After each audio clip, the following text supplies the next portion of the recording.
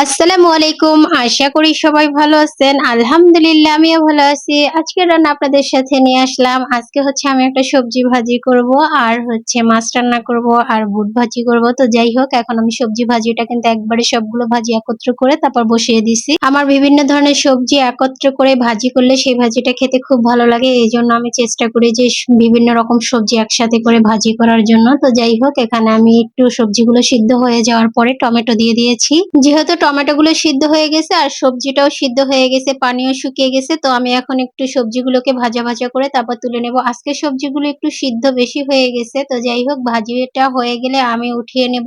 Mixed vegetable গুলো খেতে কিন্তু ভীষণই ভালো লাগে। কার কেমন লাগে জানি না, আমার কাছে খেতে ভালো লাগে, তাই আমি মাঝে মাঝে করে থাকি। আর এখন হচ্ছে ভাজিটা হয়ে গেছে, আমি এখন মাছ রান্না বসিয়ে দেবো। এখানে আমি রুই মাছ রান্না করবো। তো রুই মাছ রান্না করার জন্য রুই মাছের লবণ হলুদ মরিচ মেখে তারপরে এই যে তেলে ভেজে নিচ্ছি।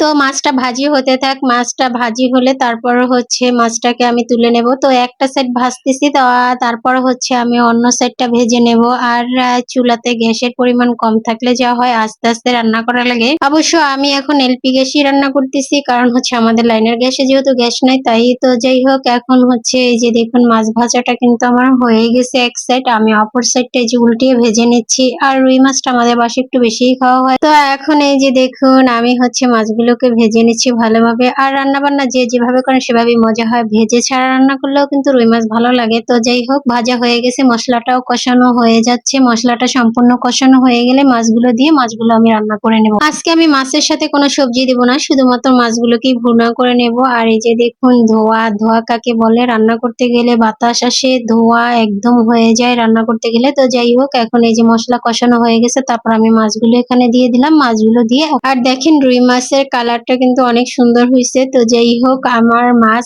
ভাজতে গেলে অনেক সময় মাছ ভেজে যায়, অবশ্য কড়াইয়ের কারণে।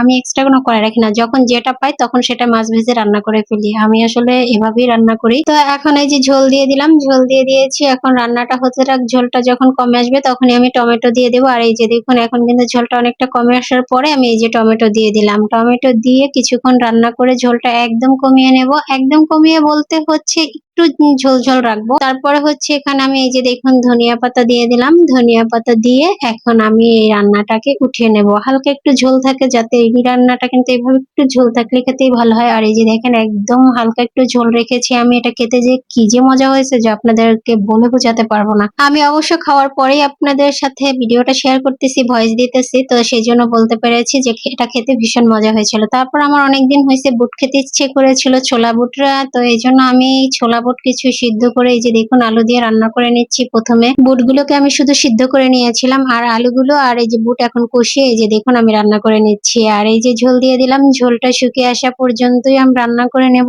আর এই যে দেখুন দেখবেন অনেকদিন পর কিন্তু বুট খেলে অনেক মজা লাগে। যেহেতু আমাদের বাসায় এক্সট্রা অনেক বুট ছিল, এখনো অনেক বুট আছে এক্সট্রা। তো যাই হোক, মাঝে মাঝে এইভাবে আমি রান্না করে খাই, খেতে ভালো লাগে সেই জন্য।